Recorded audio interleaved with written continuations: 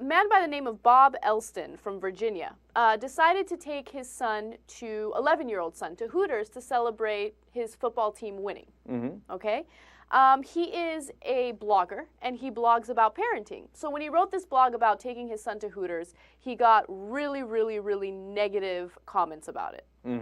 All right, a lot of mothers thought that, you know, this father is just a pig and how dare he take him to a restaurant where women are objectified and, you know, used as sexual objects. But I would argue that Bob Elston is a great father.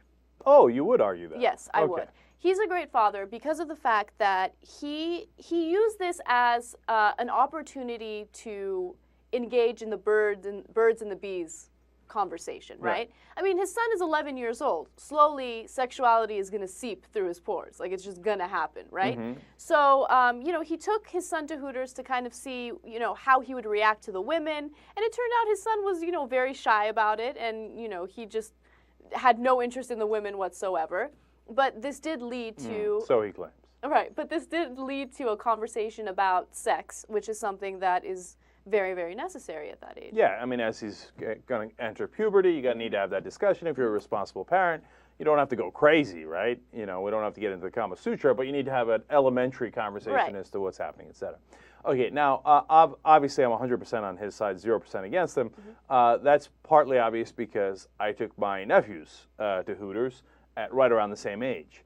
Oh, did you? I didn't know that. Remember that story? I think they were about maybe 12 and 14. Because one, you know, one's 2 years older than the other, and I took them on a guy's trip, road trip, their first ever road trip, and our first stop was Hooters, and I said, "This is what guys do," and waitresses flirted with both of them, and they loved it. Okay, and they talked about it for years. Okay, and you know what happened? Shockingly enough, their heads did not explode. It's really weird. They didn't become some sort of maniacs like, oh my God, oh my Hooters. And by the way, the girls at Hooters, I mean, I like it. They look nice, right? But they're totally covered up. I mean, they got shorts on and they got a tank top. They got sneakers. Who cares? Not only that, they're usually wearing like very thick pantyhose. So their legs aren't really exposed either. Yeah.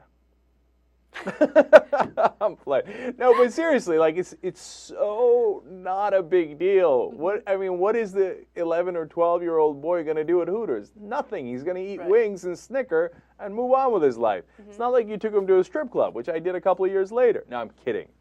I didn't. Okay. But you know, to this parent, let him go. Let him go.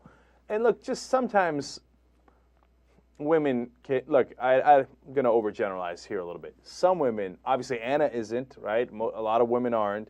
But some women get too anal about this stuff, you know? Just please bring it down from DEFCON 1. Okay, it's just Hooters.